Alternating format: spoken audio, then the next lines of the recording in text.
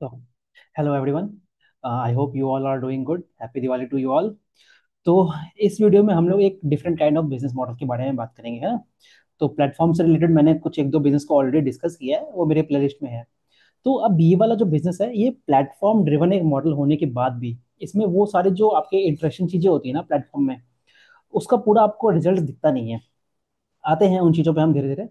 तो पहले तो हम समझ लेते हैं कंपनी का नाम, तो चलिए क्रिजैक लिमिटेड में करके है। ये कंपनी करता क्या है?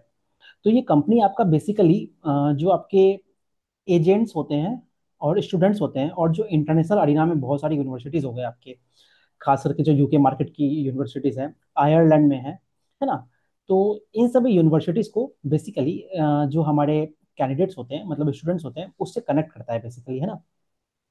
तो जो स्टूडेंट्स होते हैं जिनको मतलब मन है कि वो बाहर जाके स्टडी करे, so they will of course go for the guidance to an agent, या फिर जो ट्यूटर टाइप के होते होंगे उनके, या फिर जो ऐसी इंस्टीट्यूशन या फिर छोटे छोटे B2B बिजनेस सेगमेंट्स होते हैं, तो उन्हीं को एजेंट्स बेसिकली कहते हैं। तो उनके पास जाते होंगे अपने गाइडेंस के लिए, ट्यूशन कैसे लेना है, पूरी जो फाइलिंग वाली प्रोसेस प्रोसेस होती है वो कैसे होती है, वीज़ा एप्लीकेशंस कैसे होंगे, वहाँ के लिए आप एजुकेशन लोन्स कैसे लोगे, एकोमोडेशन कैसा होगा, फूड वाली एस्पेक्ट्स है वो कैसे होंगी, है ना। और कैसे कैसे रिक्वायरमेंट होती हैं। कुछ यूनिवर्सिटीज़ होती हैं आपकी, वो बोलता है कि कुछ इस पर्टिकुलर लैंग्वेज जो होगा उन्हीं स्टूडेंट्स को हम लेंगे, है ना। और फिर कुछ मेंटेनेंस वाले एस्पेक्ट्स होते हैं। मतलब ये होता है ना कि जैसे आप मान लीजिए किसी कंट्री में गए, तो वो लोग कहते हैं कि जो स्टूडेंट आ रहा है वो एक इतना अमाउंट लेके आएगा, है ना। मतलब जब वो वीज़ा आपकी वो होती है, लाइक सैंक्शन होती है, तो आप कहीं पे भी जाते हैं तो आपको एक सर्टेन अमाउंट ऑफ उस पर्टिकुलर कंट्री का आपको करेंसी लेके जाना पड़ता है ना। तो वो मेंटेनेंस वाला पार्ट होता है। तो ये सारे सेगमेंट होते हैं। अब जैसे मान लीजिए आप एक स्टूडेंट है, तो उसके लिए तो ये सारी चीज़ जानना इतना आसान नहीं होता है। सो वो जो स्टूडेंट है उसका तो पर्पस स्टडी करना है, या फिर और इवन कि वो आगे जाके रिसर्च एंड डेवलपमेंट करे, या फिर उस पर्टिकुलर कंट्री में स्टडी करे। तो ये सारे पर्पस के लिए that particular person will go to whom that agents, and who are the agents are just like a small mid size businesses होती हैं, उन्हीं को एजेंट्स कह देते हैं। तो ये जो क्रिजाक लिमिटेड कंपनी है, तो एक तरह एक साइड तो ये सप्लायर का साइड हो गया। सप्लायर में क्या है, अगर आप उस क्रिजाक को देखोगे, तो ये तो एक प्लेटफॉर्म है। इस प्लेटफॉर्म में सप्लायर क्या है, ये तो आपका स्टूडेंट्स हो गए, स्टूडेंट्स वाया योर एजेंट्स, है ना। अब उसको ऑनबोर्डिंग कौन करता है, आप उसकी दूसरी साइड में देखिए। These are the all the big institutions of the world. जैसे कि आपकी बर्मिंगम यूनिवर्सिटी है, या फिर आपकी यूनिवर्सिटी ऑफ सरे जो जगह है वहाँ पे होती है। फिर कैनेडियन यूनिवर्सिटीज होती है। आप इसको कनेक्ट कीजिए। लास्ट ईयर अगर आप थोड़ा सा देखते हैं न्यूज़ वगैरह, तो उसमें आपको मालूम चलेगा कि इंडिया कनाडा के रिलेशन काफ़ी खराब हो गए थे, है ना। तो उसमें जो एक मेजर इम्पैक्ट था वहाँ पे आपके जो इंडियन स्टूडेंट्स थे जो वहाँ पढ़ने गए थे, वहाँ पे हो रहा था। इवन और अगर आप कनेक्ट करते हैं, जब यूक्रेन वॉर स्टार्ट हुआ था, तो वहां से इंडिया ने कैसे यूक्रेन से सारे अपने स्टूडेंट्स को इवैक्यूएट किया था। तो what I am trying to say basically, कि जो स्टूडेंट्स के नंबर्स होते हैं ना, मतलब स्टूडेंट्स इंडिया और खास करके जो सेकंड कंट्री है चाइना, यहाँ से जो स्टूडेंट्स की एक्सपोर्ट एक्सपोर्ट तो कहना गलत है, मतलब जो स्टूडेंट्स बाहर जाते हैं स्टडीज के लिए, वो काफी ज्यादा होते हैं। तो बेसिकली एक तरफ आपकी यूनिवर्सिटीज होगी, और एक तरफ आपके ये एजेंट्स एंड द स्टूडेंट्स हो गए। तो ये जो क्रिजाक प्लेटफॉर्म है, इस पे ये तीनों लोग आते हैं, है ना। एजेंट्स और स्टूडेंट्स अपने आके एप्लीकेशन डालते हैं, और उस साइड से यूनिवर्सिटीज आते हैं। तो इसमें क्या करता है, जो एजेंट्स वो एप्लीकेशंस को डालेंगे, हाँ, तो उसको बेसिकली जो इनकी प्लेटफॉर्म है उसके वाया ये लोग AI वगैरह का यूज करते हैं, उसको वेरीफाई करते हैं कि कितना वो ऑथेंटिक है ना। क्या वो अपनी क्राइटेरिया को फुलफिल करता है कि नहीं, कि हर जो इंस्टीट्यूशन होगा उसका अलग अलग टाइप ऑफ रिक्वायरमेंट होगा ना। मतलब स्टेम के बच्चे अलग होंगे, आपके मेडिकल के बच्चे अलग होंगे, मैनेजमेंट वाले स्टूडेंट्स विल बी डिफरेंट।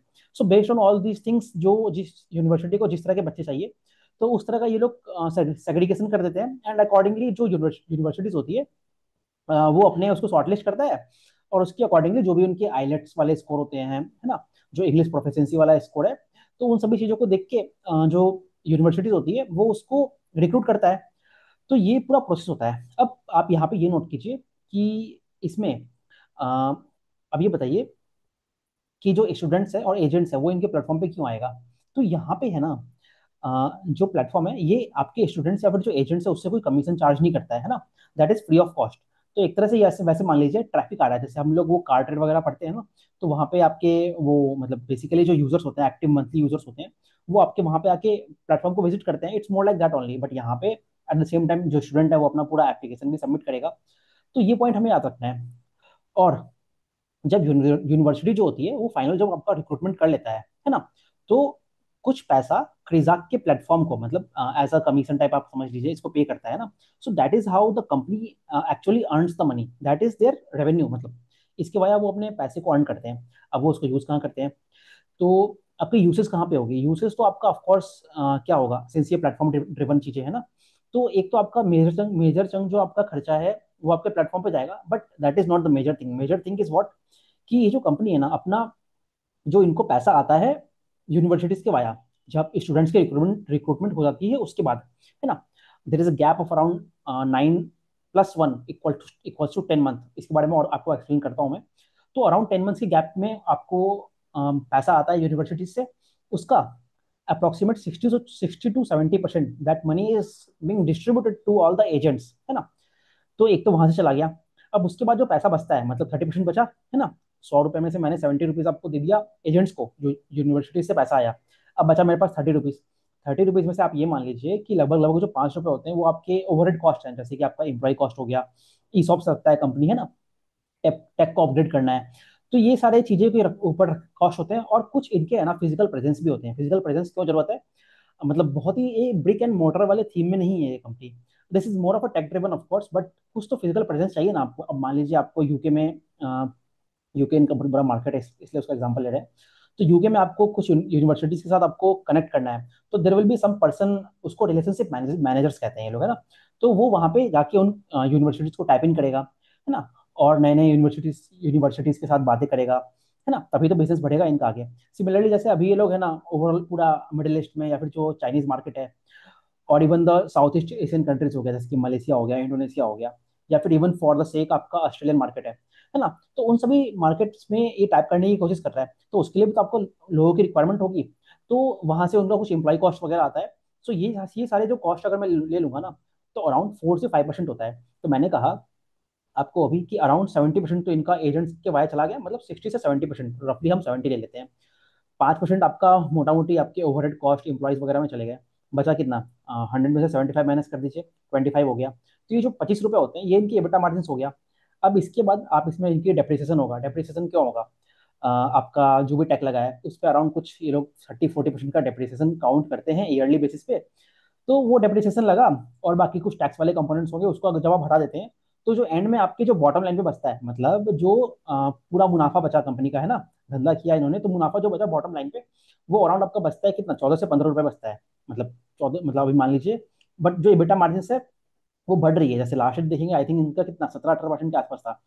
तो वहां से इबिटा मार्जिन बढ़ता है। अब आपको ये लग रहा होगा कि सिंस ये एक एसेट लाइट मॉडल है, तो जैसे बाकी कंपनी का होता है, जैसे जोमेटो देख लीजिए आप, है ना, इटर्नल जो इसका नाम कर दिया उन्होंने, या फिर फॉर दैट कंपनी, और कौन सी कंपनी है ये वाली आपकी, कार ट्रेड हो गया कंपनी, है ना। तो इस तरह की जो प्लेटफॉर्म ड्रिवन कंपनी है, और या फिर जो सबसे अच्छा एग्जांपल जिनका लॉजिस्टिक्स है ना, जिनको काफी अच्छा ऑपरेटिंग लेवरेज मिलता है, मतलब one of the best example of operating leverage है वो कंपनी। तो इस कंपनी के साथ वैसा केस नहीं है। ऐसा क्यों, क्योंकि जो इनका एजेंट्स वाला कॉस्ट है ना, मतलब जो आपकी टॉप लाइन बढ़ेगी, टॉप लाइन कैसे बढ़ेगा, आप ज्यादा बच्चों को बेसिकली ऑनबोर्ड करवाओगे यूनिवर्सिटी की तरफ, है ना, तभी तो आपका टॉप लाइन बढ़ेगा। तो एक तो वहां से टॉप लाइन बढ़ना है। तो जब टॉप लाइन बढ़ेगा, the more number of applications आएंगे ना आपके प्लेटफॉर्म पे, तभी तो सामने वाला भी रिक्रूट कर रहा है, तो वहां से मोर नंबर ऑफ एजेंट्स आएंगे। तो उसी के कारण जो एजेंट्स का कॉस्ट है, जो कमीशन देना है, वो भी बढ़ जाएगा। तो it is a proportional thing, मतलब it is a variable cost, what I am trying to say. किसी कंपनी को जो ऑपरेटिंग लेवरेज मिलता है वो क्यों मिलता है, वो इसलिए मिलता है क्योंकि उनकी जो ऑपरेशनल एफिशिएंसी होती है, कॉस्ट पे कंट्रोल होता है, वो इंप्रूव होता है, तभी तो आपको ऑपरेशनल एफिशिएंसी मिलता है। मतलब आपने 100 रुपए का बिजनेस किया, आपको 5 रुपए एम्प्लॉयज को देने थे, अब आपने 500 रुपए का बिजनेस किया, उसमें भी आपको 5 रुपए एम्प्लॉयज को देना है, तो जो परसेंटेज ऑफ ओवरहेड कॉस्ट है वो तो कम हो गया। बट इस कंपनी के साथ क्या है ना, कि सिंस इनका वेरिएबल कॉस्ट है, मतलब जो ये अपने एजेंट्स को पैसा पैसा देना चाहते हैं, वो तो आपका वेरिएबल कॉस्ट हो गया, तो वो भी उसी प्रोपोर्शन में बढ़ता है ना। तो मतलब 70% of their cost is a variable cost. तो इसलिए इनका उतना स्ट्रॉन्ग ऑपरेटिंग लेवरेज इनको मिलता नहीं है। सो ये पॉइंट हमें बहुत इंपॉर्टेंट है समझना, क्योंकि जब आप बाकी प्लेटफॉर्म कंपनीज को देखोगे ना, तो वहां पे हमें वो एक स्ट्रॉन्ग एसेट लाइट मॉडल होने के कारण ऑपरेटिंग लेवरेज बहुत ही स्ट्रॉन्ग वे में दिखेगा। इस कंपनी के साथ आपको वो चीज नहीं दिखेगी। So this is a very distinct difference between this particular company and all the companies which are listed in our space. So ये मैंने बात कर लिया रफली। और हाँ, ये वाली चीज है। अब क्या करता हूँ मैं, ब्रीफ बैकग्राउंड मैंने आपको दे दिया है। अब हम लोग पीपीटी पे चलते हैं, उसमें कुछ कुछ चीजें हैं, उसको गो थ्रू करेंगे, इसके बाद हम देखेंगे कि और बिजनेस में क्या क्या प्रोस्पेक्ट्स है ना। Let's begin. सो तो अभी तो जैसे पहले तो नंबर्स देख लीजिए इनका। तो आप देखेंगे ना, कंपनी इंटरेस्टिंग क्यों बनता है। अगर मैं आपको इनका रेवेन्यू बताऊं ना, पिछले 4 से 5 सालों में, मतलब ये कंपनी स्टार्ट हुई थी आई थिंक 2011 के आसपास। आ, आप सोचिए कि 10 साल में कंपनी जीरो से लगभग 5,000 करोड़ के मार्केट कैप पे पहुंच गया है। तो अगेन ये हमें बताता है कि कितना स्ट्रांग इनका एग्जीक्यूशन रहा है। आप स्लाइड में अभी आगे जाके और देखेंगे कि इन्होंने कुछ पिछले 4 या 5 साल का जो सीएजीआर दिया है ना, मतलब company is growing at 100% CAGR, है ना। बट अभी पिछले जब 2-3 साल का देखता हूँ मैं, तो मोटा मोटी जो टॉप लाइन होता है इनका अराउंड 30% के आसपास है। और इस साल भी अभी जैसे ये जो पिछला 2 क्वार्टर गया है उसमें भी ये लोग उसके आसपास ही ग्रो कर रहे हैं ना। So that is a point which we have to note about this company. मतलब बेसिकली मैं ये बताना चाह रहा हूँ कि एग्जीक्यूशन फ्रंट पे कंपनी काफी स्ट्रांग है ना। सो जब आप ग्रोथ पैरामीटर देखोगे तो इस कंपनी का जो रेवेन्यू इंक्रीज हुआ है अगेन 25% पे है। ये लोग कहते हैं इसी के आसपास हमारा ग्रो होगा, और इसके आसपास इन्होंने ग्रो भी किया है। अब जो एबिटा है, इसके बारे में मैं आपको डिस्कशन करता हूँ यहाँ पे, ठीक है। तो अभी हमने देखा एबिटा मार्जिन कितना दिख रहा है, 36% दिख रहा है। बट क्या ये एबिटा मार्जिन 36% पे सस्टेनेबल है? सो दिस इज अ क्वेश्चन। अब यहाँ पे जो है ना, जनरली जो मैनेजमेंट है, आप पिछला क्वार्टर पे देखेंगे ना, तो आई थिंक वहाँ पे 29 से 30% के आसपास एबिटा मार्जिन आए थे।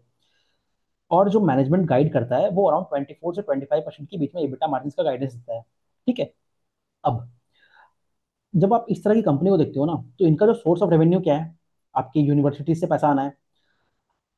अब वो पैसा, जो सिंस इतना एक लार्ज चंक ऑफ रेवेन्यू आपका यूके से आ रहा है, ठीक है, मतलब approximate 90% of their revenue comes from the UK, correct. अब यूके से जो पैसा आता है वो कैसे आता है, वो आपके जो ग्रेट ब्रिटेन की पाउंड होती है उसमें आता है ना। तो आपको करेंसी रिस्क लेना पड़ता है, करेक्ट। तो ये लोग अपना जो रेमिटेंसेस, मतलब जो बेसिकली पैसा है उसको हेज करते हैं, ठीक है। बट उसमें तो जैसे हमने गोल्ड कंपनीज भी देखा है, वो लोग भी अपने फ्यूचर कॉन्ट्रैक्ट्स में उसको हेज करता है। तो उसके कारण जो करेंसी रिस्क होता है वो आपको आ जाता है। एक और अगर आपको एग्जांपल दूंगा मैं, एथोस कंपनी को देख लीजिए। वहां पे भी जो वो आपके, कौन सी है वो वाली, स्विट्जरलैंड की जो करेंसी है ना, उसके कारण उनको भी फॉरेक्स के इशूज आते हैं। तो सिमिलरली इस कंपनी को लास्ट क्वार्टर में वो फॉरेक्स के इशूज हुए थे। तो लगभग आई थिंक 4 करोड़ करोड़ का इनको फॉरवर्ड कॉन्ट्रैक्ट में लॉस हुआ था, है ना। मतलब बेसिकली हेजिंग लॉस हो गया था एक तरह से। और इस क्वार्टर में वही इनको प्रॉफिट हो गया है।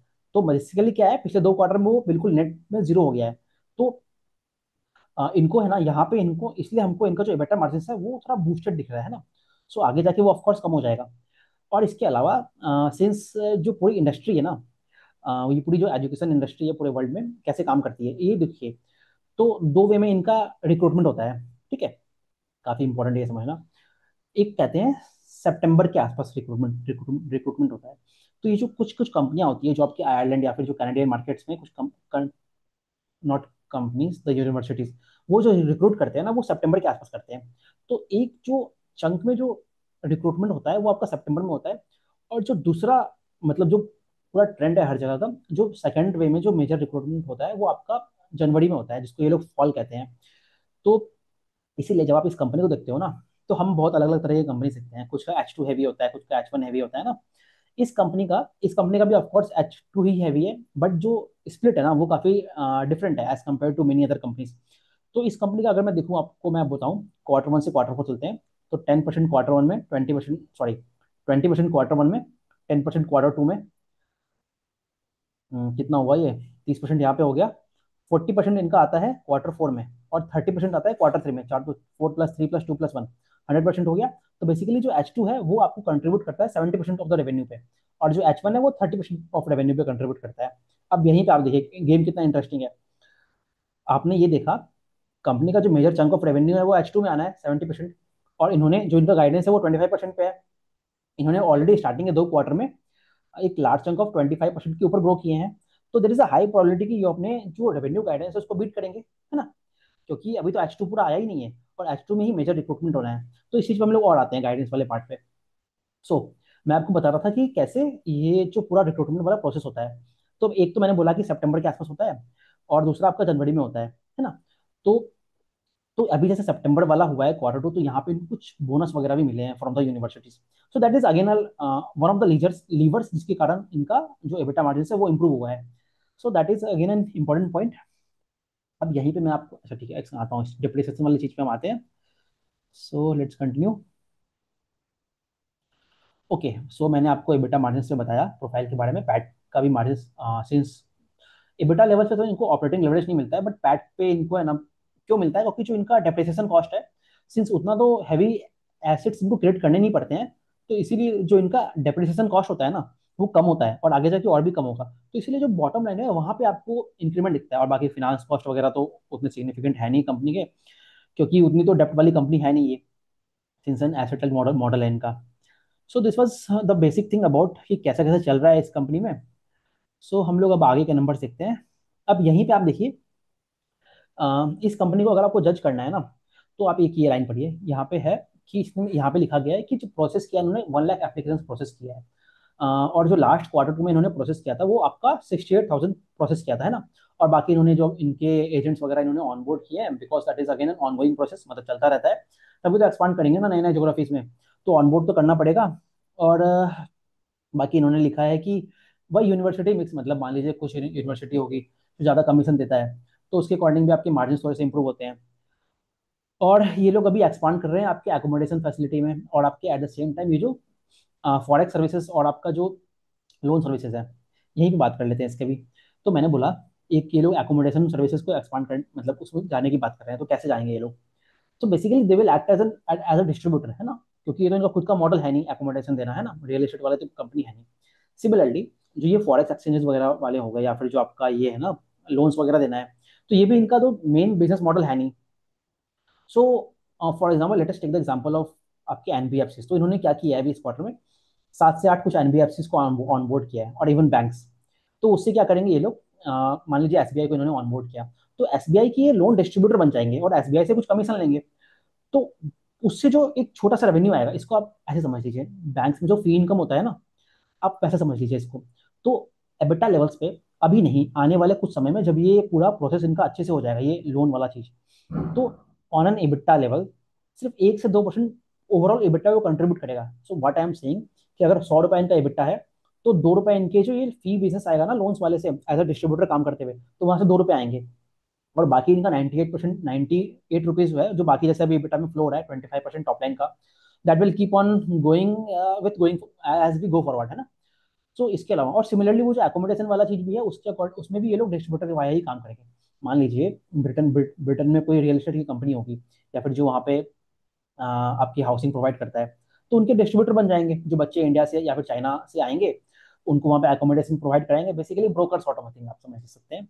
सो this is how they are trying to diversify their revenue stream, but again अभी वो उतना लार्ज चंक होगा नहीं, क्योंकि जो मेजर बिजनेस है इनका, ये तो इनका यही रहेगा ना। सो दिस वाज जो कुछ चीजें हैं जो मैं आपको बताना चाह रहा था। Okay, now let's continue. अब यहाँ पे एप्लीकेशन प्रोसेस के बारे में है। सो जो स्लाइड हमने यहाँ देखा था, पहले आपको यहीं पे बता देता हूँ मैं, एक और इंटरेस्टिंग चीज मुझे बोलनी है। तो किसी भी कंपनी को जब आप स्टडी करते हो, तो हमें जनरली कुछ उसको मैथमेटिकल टर्म्स में लोग लेके जाने की बात करते हैं ना। हालांकि जो एक्चुअल अंडरस्टैंडिंग होती है वो मैथमेटिक्स से नहीं आती है, it is more of A intuition. तो मैं आपको जब इस कंपनी को बता रहा हूँ ना, तो बहुत सारे लोगों ने इस तरह एनालाइज करने का कोशिश किया कि इनका जो रेवेन्यू है, और जो इनके टोटल नंबर ऑफ जो इनके एप्लीकेशंस आए हैं, इसका मैं रेशियो ले लेता हूँ, ठीक है। और उस रेशियो को लूंगा, और उसके अकॉर्डिंग कितना इंक्रीमेंट हो रहा है उसके अकॉर्डिंग मैं जज करते जाऊंगा। तो what I am trying to say, I think I have not, let me just wait. तो ये देखिए, तो कहने का मतलब ये बोल रहा हूँ मैं कि मान लीजिए क्वार्टर 2 में आपने 1 लाख एप्लीकेशन लाया, ठीक है, और आपकी रेवेन्यू कितनी आई, 1298 करोड़ की आई।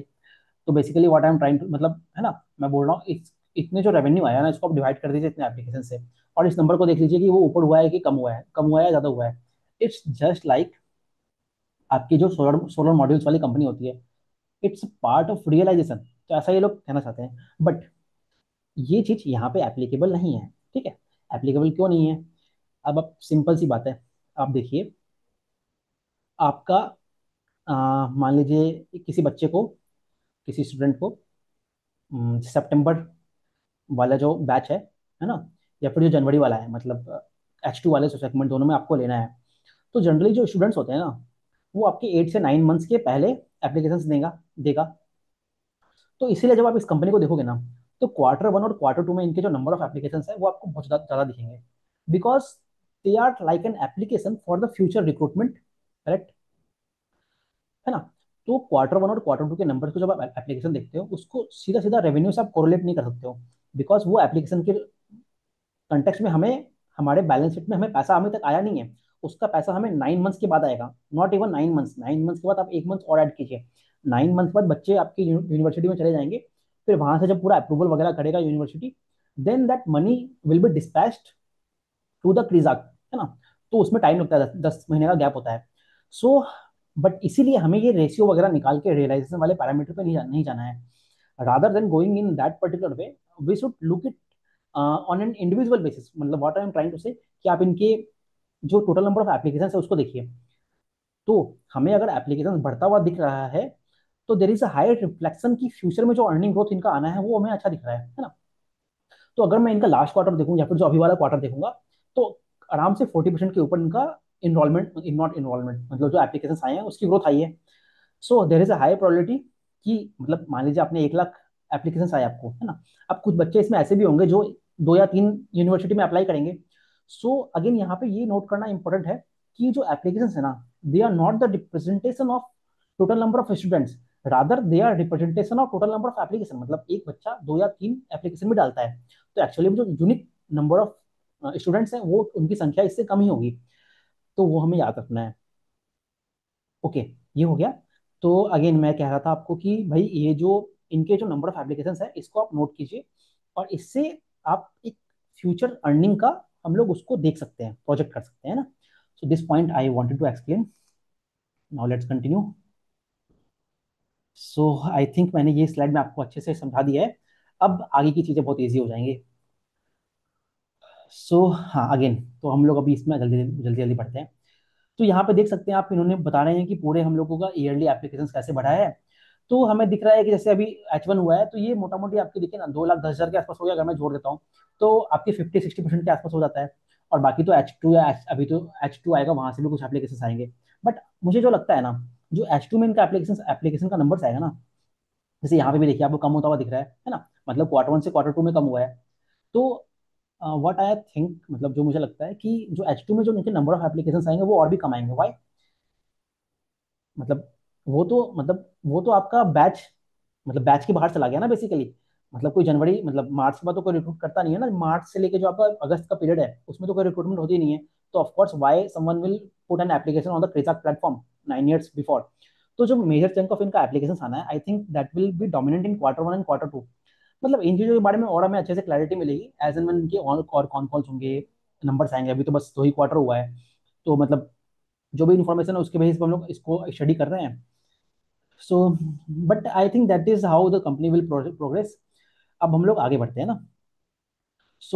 अब इनके नंबर्स वगैरह देख लेता हूँ। मैं आपको जैसे बताया स्टार्टिंग में ही कि देखिए यहाँ पे कितना दिख रहा है, FY25 में लगभग 70 रुपए, मतलब परसेंटेज के टर्म्स में बात करता हूँ मैं ना, नंबर्स के टर्म्स में नहीं। तो 70 रुपए आपके गए थे कमीशन। कॉस्ट ऑफ सर्विसेज क्या होता है भाई, आपके जो आपके एजेंट्स वगैरह को पैसे पे कर रहे हैं ना, उसके बारे में कह रहे हैं ये लोग। ठीक है। और अब जो एबिटा पे आता है, मतलब कॉस्ट ऑफ सर्विसेज में आप कुछ कुछ चीज़ें और हटा हटा दीजिए। आपके ये जो होते हैं ना ओवरहेड कॉस्ट वगैरह हो गए, है ना, उनको हटा दिया मैंने। तो इबिटा बचा। अब इबिटा देखिए इनका FY25 में 25% के आसपास है। And this is the same guidance which they are giving in this particular year also. और बाकी अब देख लीजिए पिछले 2 क्वार्टर में इनका एबिटा नंबर्स कितना अच्छा आया है ना। तो बट अगेन देखते हैं कितना सस्टेनेबल रहता है ये, क्योंकि जो फॉरेक्स वाले इशूज हैं वो तो बार बार रहेंगे ही रहेंगे, क्योंकि ये कंपनी का जो पूरा ही रेवेन्यू है वो ही पूरा इंटरनेशनल मार्केट से आ रहा है। और उसके बाद जो आपके डेप्रिसिएशन वगैरह है उनको हटा के आप पैट पे देखोगे, तो पैट मार्जिन इनके कितने हैं, 17.5% के आसपास है। तो देर इज अ चांस कि इनका पैट मार्जिन थोड़ा इंप्रूव हो सकता है यहाँ से, है ना। क्यों इंप्रूव होगा? क्योंकि आपकी जो डेप्रिसिएशन कॉस्ट है वो उतनी सिग्निफिकेंटली इंक्रीज नहीं होगी, रादर वो डिक्रीज होगी। Let me show you, just one second. और बाकी इन्होंने जो नीचे दिखाया है वो आपके जो नंबर ऑफ स्टूडेंट्स प्रोसेस वगैरह दिखाए हैं, जो कि हम लोगों ने ऑलरेडी स्टार्टिंग में देख लिया है ना। तो यहाँ पे मुझे आपको 2-3 चीजें दिखानी है। तो ये देखिए आप, डेप्रिसिएशन एंड अमोर्टाइजेशन एक्सपेंस, ये क्या हो रहा है इसमें, ये कम हुआ है। और इवन जो ईयर ऑन ईयर भी कम हुआ है, आपकी क्वार्टर ऑन क्वार्टर भी कम हुआ है। सिंस इनका कोई नया तो इतना केपेक्स लगता नहीं है ना, आप इसको ऐसे समझिए। जब हम IPB बिजनेस देखते हैं तो उनका तो कंटिन्यूसली केपेक्स आता है, या फिर कोई इंफ्रास्ट्रक्चर कंपनी होती है वहाँ पे भी कंटिन्यूसली केपेक्स आता है, तो वहाँ पे डेप्रिसिएशन कॉस्ट बढ़ता हुआ दिखता है। बट इस कंपनी के साथ वो उल्टा है। सो मे बी वो कॉस्ट आपकी कम हो जाएंगे ना, तो वहाँ से थोड़ा बहुत हमें पैट के लेवल्स पे थोड़ा सा मार्जिन इंप्रूवमेंट दिख सकता है। So that we will see. और फाइन आप ये वाला चीज़ देखिए, सो यहाँ पे एक ये नेगेटिव क्वांटम दिखा रहा है 4 करोड़ के आसपास, Q1 में अराउंड 3.7 अप्रॉक्सीमेट 4 करोड़ मान लेते हैं, तो वो एक पॉजिटिव क्वांटम है। सो ये दोनों नलीफाई हो गया है। तो बेसिकली जो फॉरेक्स वाला impact, since the pound uncertainty रहती है, पाउंड में बात इसलिए कर रहे हैं क्योंकि मेजर रेवेन्यू इनका यूके से आता है ना। तो ये चीज़ है, और बाकी तो नॉर्मल है पैरामीटर्स। तो अगेन ये सारी चीज़ें हैं, पैट वगैरह पे काफ़ी अच्छा इम्पैक्ट आया है क्योंकि हमें इबिटा मार्जिन पे इंप्रूवमेंट दिखा है। तो ये वाली चीज़ है। Now what is this slide again same उसी चीज़ को अलग अलग वे में दिखाया है इन्होंने। So I think there is nothing new in this slide, so let's move forward. अब यहाँ पे आपको मैं ना वही जो एबिटा नंबर, सॉरी जो डेप्रिसिएशन है ना, उसी को आपको एक इनके कैश फ्लोज में दिखाता हूँ। आप ये देखिए, प्लांट प्रॉपर्टी और इक्विपमेंट का जो नंबर है वो कम हुआ है कि नहीं। सी 116 से 109 हुआ है। इंटेंजिबल एसेट्स देखिए आप, वो भी नहीं, सॉरी हाँ, इंटेंजिबल एसेट्स भी कम हुए हैं, और बाकी राइट्स ऑफ यूज एसेट वगैरह भी कम हुए हैं ना। तो और आपकी इन्वेस्टमेंट प्रॉपर्टीज भी कम हुई है। तो बेसिकली सिंस आपके एसेट्स ही कम हो रहे हैं, तो डेप्रिसिएशन का अमाउंट भी कम हो गया। Second thing which I want to show you, कि आप इनके ट्रेड रिसीवेबल्स और पेबल्स को देखिए, है ना, उनका अमाउंट बढ़ा है, ये बढ़ रखा है यहाँ पे, और आपका पेबल है वो भी बढ़ा है। ऐसा क्यों है? ऐसा इसलिए है कि अभी तक इनको है ना कुछ कुछ यूनिवर्सिटी से पैसा नहीं आया है, ठीक है। जब पैसा आएगा तभी तो अपने एजेंट को देंगे। सो that is a thing, company कहता है ना। सो वो सारी चीजें हैं। ओके, हाँ यहाँ पे मुझे बस एक चीज दिखाना है आपको। कैश एंड कैश इक्विवेलेंट देखिए, आपकी 502 करोड़ से लेके 800 888 करोड़ हुआ है। तो again the thing is company is generating good cash, है ना, ये आपको बताना चाह रहा था मैं। अब यहाँ पे हम लोग इस स्लाइड पे आते हैं। इसका एक मेजर चंक हमने ऑलरेडी इंट्रोडक्शन में डिस्कस कर लिया है, तो आपको इजी होगी इसकी अंडरस्टैंडिंग में यहाँ पे। तो बेसिकली ये लंदन में इनका मेजर सेगमेंट है इनका। और बाकी जो अभी ये क्या करता है, अपने प्लेटफॉर्म पे आके उस जो स्टूडेंट के पैरामीटर्स उसको वेरीफाई करता है, उसकी एप्लीकेशन वगैरह को वेरीफाई करता है। और बाकी इनकी जो प्लेटफॉर्म है, टेक प्लेटफॉर्म होता है ना, उसको ऑपरेट करना बहुत ही इंपॉर्टेंट है। उस पर ये लोग क्या कर रहे हैं ना अभी, उस पर काफी जाके ये लोग अपने जो एआई वाली चीजें हैं उन चीजों को लगा रहे हैं, ठीक है। उससे क्या होगा, उनका काफी ऑटोमेटेड हो जाएंगी चीजें। इसका आपको एग्जांपल देखना है ना, आप कुछ फिनेंशियल्स वगैरह को देखेंगे ना, तो जो एआई का कैसे यूज करते हैं वो चैट बॉक्स वगैरह, इसके लिए एक good company to study is Poonawalla Fincorp. मतलब if you guys are interested, तो आप वो एआई को कैसे यूज कर रहे हैं, तो there you all can see. But again coming back to the point, तो बेसिकली ये कंपनी भी यूज कर रहा है, बट ऑल्दो उस तरह के स्केल पे नहीं है। बट बात ये लोग वही करते हैं कि आगे जाके we will keep on incorporating all those things in our app, है ना। so that is the thing. Now what else they are saying? so बाकी तो इसका सिंपल से पॉइंट्स है। और ये ब्रिज करता है, मतलब act as an bridge between the agents, students and the universities. And primary source of revenue मैंने बात कर ही लिया आपको।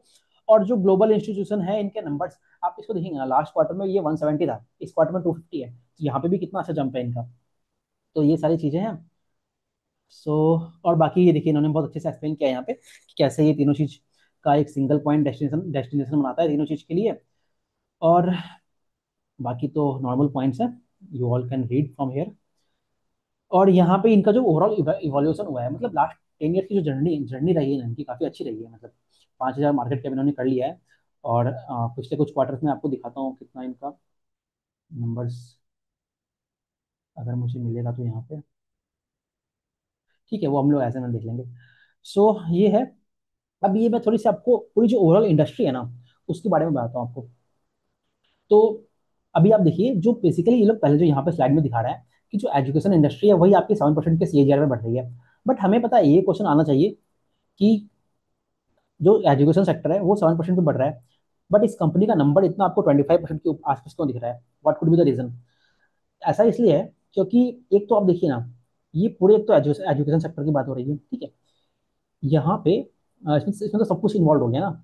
जब मैं इसमें फॉरेन एजुकेशन की बात करता हूँ, है ना, और फिर ऐसे मार्केट्स की बात करता हूँ, तो कहाँ पे कितना ग्रोथ है? तो इसमें जो इनका ग्रोथ ड्राइवर्स है, एक तो अफ्रीकन मार्केट से काफी ज्यादा है, फिर इंडियन मार्केट से आपको है ही। आप देखते हैं अभी, जैसे मान लीजिए एक्ट साइन हुआ ना, इंडिया यूके वाला, मिस्टर स्टारमर अभी इंडिया में आए थे। तो उससे क्या बात हो रही है? उससे बात तो यही है ना कि भाई आपके जो इंटरनेशनल ये है, मतलब यूनिवर्सिटीज हैं, आप आइए इंडिया में कैंपस लगाइए। That is a one thing. और दूसरा, since India is a service driven country, है ना, मतलब इंडिया तो उतना मैन्युफैक्चर में उतना कुछ एक्सपोर्ट करता नहीं है। India is more of a service driven country. तो यहाँ से सर्विसेज में क्या होता है, आपके जो टैलेंट पूल होता है वो बाहर जाता है। तो अभी आपको और अच्छे से रिलेट करना है तो I don't know the exact numbers, but 100 billion से ऊपर तो इंडिया रेमिटेंसेस के वाया ही कमाता है ना।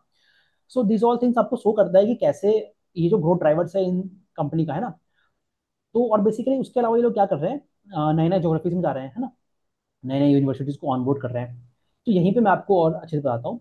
तो अभी जैसे देखेंगे ना, मैंने अभी आप पिछला कुछ 1-2 साल देखेंगे, इनके जो उन्होंने आपका वो होता है ना डीआरएच पे, उसमें दिखा रहे थे ये लोग कि पिछले 2 या 3 साल पहले अगर आप देखेंगे ये लोग, तो इनका जो यूके से पूरा रेवेन्यू आता था वो आपका अराउंड 95% के आसपास था, आई थिंक इवन 96% था। अभी इस साल ये लोग कहते हैं कि हमने उस रेवेन्यू के नंबर्स को घटा के 90% के नीचे कर दिया है। और जो एक चंक ऑफ रेवेन्यू है जो आपके यूके की बॉर्डरिंग कंट्री है आयरलैंड, वहां से लेते हैं है ना। अगेन सिमिलर ज्योग्राफी है, but the point what I am trying to say कि they are diversifying from there ये यूके वाला सेगमेंट। अब ये डाइवर्सिफाई कर कहाँ पर रहे हैं, एक तो हमें दिमाग में आना चाहिए यूएस में है ना। बट यूएस के साथ बहुत सारे इशूज हैं है ना। अगेन मिस्टर ट्रम्प जी वहाँ पे जो इतने सारे इशू लगा के बैठे हैं है ना। और जो H1B वीजा वाला भी रिसेंटली इशू हुआ, तो उस सभी कारण उन चीज़ों के कारण वहाँ पे थोड़ा सा ओवरहैंग होता है। बट अगेन कंट्री का जो रेवेन्यू है ना फ्रॉम द यूएस वो बहुत मतलब सिंगल डिजिट, मतलब 2-3% के आसपास है। सो वो उतना इंपॉर्टेंट नहीं है। और इससे और फायदा कैसे होता है आपको कैसे समझना है।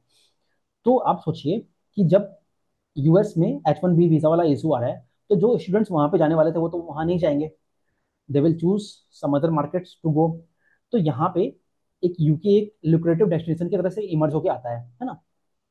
सो again and they are dominant of course in the UK market, तो वो भी इंपॉर्टेंट हो जाता है। यहीं पे मैं आपको और बात करता हूँ कि कैसे पेनिट्रेट करना चाहते हैं ये लोग उन जोग्राफीज में। तो अभी आप जैसे देखेंगे ना, इंडिया में इनका आई थिंक मार्केट जो है पूरा वो 10% के आसपास है, और यूके में अभी इनका 3% ही है। तो what I am trying to say कि there is a high scope, मतलब ऐसा नहीं है कि पूरा मार्केट कैप्चर कर लिया है इन्होंने, और ऐसा नहीं है कि मार्केट मैच्योर हो गया है। कहने का मतलब ये है कि यूके में there is enough scope for them to grow continuously for upcoming years, है ना। तो ये कह रहे हैं। अब इसके अलावा ये लोग कहाँ कहाँ और एक्सपांड कर रहे हैं। तो यूके में इन्होंने, सॉरी यूके नहीं, ये आपका यूएस में इन्होंने एक कोई कंसल्टेंट राजेश या कुछ करके नाम है, मैं एग्जैक्ट नाम को आपको बता दूंगा। तो उसके बाद ये लोग वहाँ पे एक्सपांड करने की कोशिश कर रहे हैं। और इवन जो मिडिल ईस्ट है ना, वहाँ पे भी इन्होंने एक सब्सिडरी लॉन्च की है, जिसके वजह ये लोग आपकी जो ये जो कुवैत कतर इन तरह की कंट्रीज होती है वहाँ पे टैप करने की कोशिश कर रहे हैं। बाकी ये आपके साउथ ईस्ट एशियन और जो आपके चाइनीज मार्केट में भी जाने की कोशिश कर रहे हैं ना। बट चाइना के केस में क्या है ना, China is a very mature market, तो वहाँ पे ऑलरेडी कॉम्पिटिशन हो जाता है। तो वो धीरे धीरे उसको इवॉल्व होने में टाइम लगेगा। और अगर हम सेक्टर के बारे में बात करें ना, तो आप ये सोचिए कि मैं क्रिजा का रिलेशनशिप मैनेजर यूके में गया या फिर आपके मान लीजिए यूएस में गया, तो इतना इजी होता है क्या वहाँ की किसी यूनिवर्सिटी को ऑनबोर्ड करना।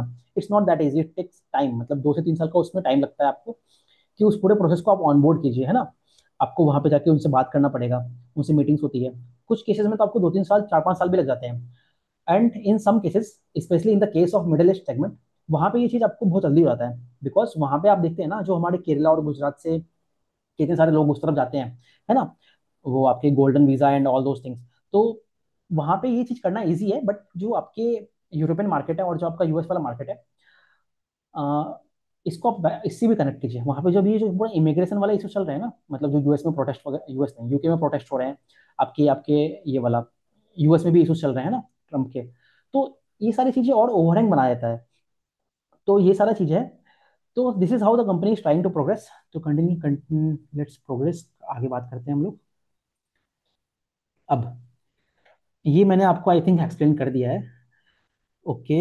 अभी एक एक चीज होता है, इनका सोर्स कंट्री होती है, एक डेस्टिनेशन कंट्री है। सोर्स कंट्री क्या है, India is a source country, so basically supplier of students. Destination countries are the universities. अब इस पे आते हैं, ये नेचर ऑफ एक्सपेंडिचर आप देखिए। तो इसमें आपको दिख रहा है कि 40% आपका ट्यूशन से आता है, और आपका एकोमोडेशन 24% होता है। और बाकी मैं आपको ये क्यों बता रहा हूँ, ये अब एज अ कंपनी क्या करेगा ना, ये basically is a means of cross selling their products, है ना। जो कि अगेन क्लियर होता है, जो इन्होंने अभी एनबीएफसी के साथ पार्टनरशिप किया है, और बाकी जो एकोमोडेशन वालों के साथ भी पार्टनरशिप किया है एज अ डिस्ट्रीब्यूटर मॉडल। और आगे जाके क्या पता ये लोग आपके फूड एंड बेवरेजेस वालों से भी पार्टनरशिप कर ले। तो मतलब दैट इज हाउ द, मतलब द कंपनी का माइंड उस तरह से वर्क करता है।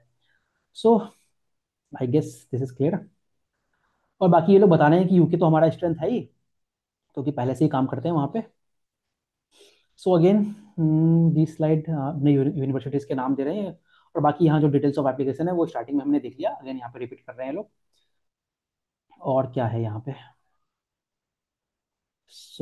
बाकी तो ये सब तो नॉर्मल पॉइंट्स है। ओके, बाकी आपके एक्टिव एजेंट्स वगैरह की बातें बारे में ये लोग बात कर रहे हैं। And this is the country जहाँ से क्रिजाक के एप्लीकेशन आते हैं। और अगेन ये अपने पूरे प्लेटफॉर्म को दिखाना चाह रहा है यहाँ पे कि जो पॉइंट्स हमने ऑलरेडी काफी कॉम्प्रिहेंसिवली अभी बात कर लिया है, अपने पूरे प्लेटफॉर्म पे अपना आके वो अपने एप्लीकेशन की समराइज कर देता है, एआई वगैरह का यूज करके फिल्टर कर देता है, उस एप्लीकेशन को ट्रैक करता है। ये चीज़ है, और बाकी स्केलेबल मॉडल तो है ही। अब जब कंपनी आपकी है ना, कोई टेक ड्रिवन कंपनी होती है, तो उसके लिए इंपॉर्टेंट क्या होता है? उसके लिए ना अपने टेक को अपग्रेड करना, और जो साइबर सिक्योरिटी वाला एस्पेक्ट होता है वो काफी इंपॉर्टेंट होता है। बिकॉज आप सोचिए, अगर उसमें कोई इंपैक्ट आ गया तो पूरी कंपनी की प्रॉफिटेबिलिटी मैट्रिक्स ही खत्म हो जाएगी, है ना, पूरा का रेवेन्यू का सोर्स ही चला जाएगा। तो अगेन ये सारा are an associated risk with this kind of companies, है ना। ये है। और हम लोग बात करते हैं बाकी ये अपनी एम्प्लॉय स्ट्रेंथ वगैरह के बारे में दिखा रहे हैं यहाँ पे। मिस्टर अग्रवाल जी इनके वो है, मतलब चेयरमैन जी है। और ये जो मिस्टर क्रिस्टोफर है, ये यूके बेस्ड है, और अभी ये चाइना चाइना के वाया उस मार्केट को ब्रेक करने की कोशिश कर रहे हैं। The strong management. एंड बाकी तो इनके और एलुमनाइज वगैरह दिखा रहे हैं। अब हम लोग क्या करते हैं, इसके अलावा कुछ ओवरहैंग्स जो हैं और बाकी जो इंपॉर्टेंट पॉइंट्स है उसको डिस्कस कर लेते हैं। तो मैं जो आपको बता रहा था कि जो इनके जो कन्वर्जन रेशियो होता है ना, मतलब मान लीजिए कितने पूरे आपके एप्लीकेशन आया, तो उसका जो कन्वर्जन होता है वो आपका अराउंड, आप मान लीजिए कि 8 से 10, मतलब 8 से 15% के बीच में होता है ना। और अगर मैं आपको और कुछ पॉइंट्स बताऊं, तो कॉन्सेंट्रेशन तो उनका यूके में ज़्यादा ही है, वहाँ से डाइवर्सिफाई करने की कोशिश कर रहे हैं ये लोग। और इसके अलावा मैंने आपको क्वार्टरली जो रेवेन्यू की, मतलब कितना किस क्वार्टर से आता है उसके बारे में बात कर लिया हमने, है ना। और कोई पॉइंट हम देख लेते हैं। वो जो मैं आपको यूएस वाली कंपनी के बारे में बता रहा था जिससे इन्होंने टाइप किया है, that is the Raj consultant नाम है उस कंपनी का, है ना। इनके कुछ पीयर्स के बारे में बात करते हैं ना। एक तो इनका पीयर है, एक आईडीपी कंपनी है जो कि एक ऑस्ट्रेलियन बेस्ड कंपनी होती है, ठीक है। अब ये जो कंपनी है ना, ये जो आईलेट्स वाला प्रोग्राम होता है, इसको ये पूरा वो करता है, मतलब उसके वाया ये लोग पूरा वर्क करते हैं, ठीक है। बट जो इनका जो मॉडल है, और जो ये आईडीपी इनकी जो कॉम्पिटिटर है, वो आपकी ब्रिक एंड मोटर वे पे काम करते हैं, मतलब उस कंपनी का जो कि ऑस्ट्रेलिया बेस्ड कंपनी है, उसके पूरे वर्ल्ड में अलग अलग जगह पे उनके बेसिकली फिजिकल ऑफिसेज हैं, है ना। तो वो तो काफी मतलब मार्केट लीडर टाइप के होंगे। फिर एक और कंपनी है इनकी, कैनेडियन कनाडा बेस्ड कंपनी है, उसका नाम है अप्लाई बोर्ड। तो अगेन एक सिमिलर मॉडल पे काम करता है, एडटेक प्लेटफॉर्म है। इंडिया में अगर आप इंडिया में अगर इनको कोई पेयर देखेंगे ना, तो वो एक कृष्णा कंसल्टेंट नाम की कंपनी है ना। ये वाली चीज है। तो अब इस वीडियो के लास्ट सेगमेंट में मैं आपको कुछ इमेजेस दिखाना चाहता हूँ, जो कि मैंने इनके डीआरएचपी से लिया है। तो उससे मतलब मुझे हमें भी है ना बिजनेस की और कुछ क्लैरिटी मिलेगी, है ना। और कुछ इमेजेस मैंने खुद से किए हैं, और उसके बाद हम लोग इनके इश्यूज को डिस्कस करेंगे, और फिर वैल्यूएशन एक्सरसाइज करते हैं। तो एक एक करके हम लोग करते हैं ना। Let's begin. तो यहाँ पे आप इस इमेज को अगर आप देखेंगे, तो आपको यहाँ पे दिखता है कि इनकी जो रेवेन्यू सेगमेंट है ना, जो इनका टॉप 3 ग्लोबल इंस्टीट्यूशन से आता है, वो FY 25 में अगर आप देखेंगे तो आपका 52% के आसपास था, है ना। और टॉप 5 से आप देखिए 60% है, और टॉप 10 से 70% है। तो बेसिकली मैं ये कहना चाह रहा हूँ इससे कि एक लार्ज चंक ऑफ रेवेन्यू जो होता है इनका, वो आपका कुछ क्लाइंट से आता है। और ये जो इंस्टीट्यूशन है ना, इसकी अगर मैं बताऊँ, ये आपकी जो बर्मिंगम या फिर जो नॉटिंगम या फिर सरे या फिर ग्रीनविच, ये सारे 3 4 इंस्टीट्यूशन हैं जिसके वाया इनके रेवेन्यूज आते हैं, है ना। तो ये बता रहा है कि इनका जो रेवेन्यू कॉन्सेंट्रेशन है, इसको आप मतलब this is one of the risk for this particular company, है ना, क्योंकि रिस्क भी हमें इतना काफी जरूरी हो जाता है। सो इसके अलावा अगर मैं देखूँ आपको, ये आपको बेसिकली पूरा ग्लोबल एजुकेशन मार्केट के बारे में दिखा रहा है कि किस तरह से बढ़ रहा है। बट जैसे मैंने आपको ऑलरेडी एक्सप्लेन किया कि कैसे ये जो कंपनी है अपनी वॉल्यूम रेट ग्रोथ कर रहा है, और नए नए जोग्राफीज में जाके उस मार्केट को टैप करने की कोशिश कर रहा है। This is how they are trying to grow. तो ये चीज़ है। और फाइनली ये एक आप इमेज देख सकते हैं, यहाँ पे मैं आपको ये समझाना चाह रहा हूँ कि कैसे ये सितंबर इनटेक वाला चीज पूरा वर्क करता है। ये इंपॉर्टेंट क्यों है जानना?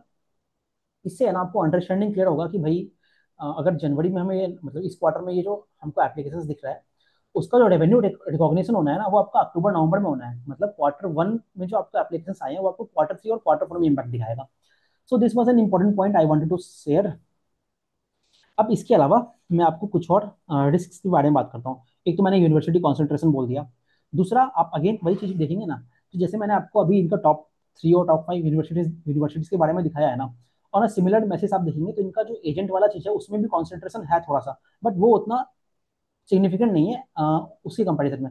इंपॉर्टेंट क्यों है ये पॉइंट, आप मान लीजिए जो इनके टॉप एजेंट्स है ना, वही चले जाते हैं, तो वो तो चला जाएगा ना बिजनेस बिजनेस सेगमेंट इनका। और बाकी ये समझ लीजिए आप, इनका जो वीजा पॉलिसीज होती है, जैसे अभी आप देखेंगे ना H1 में पूरा H1B वीजा वाला इशू आ गया यूएस में।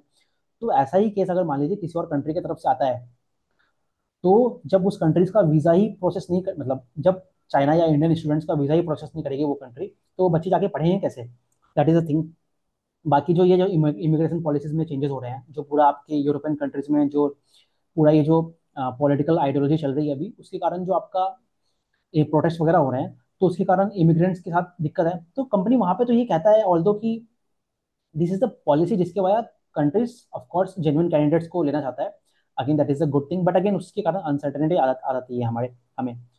और जियो पोलिटिकल टेंशन तो सबसे बड़ा इंपॉर्टेंट इशू आता है।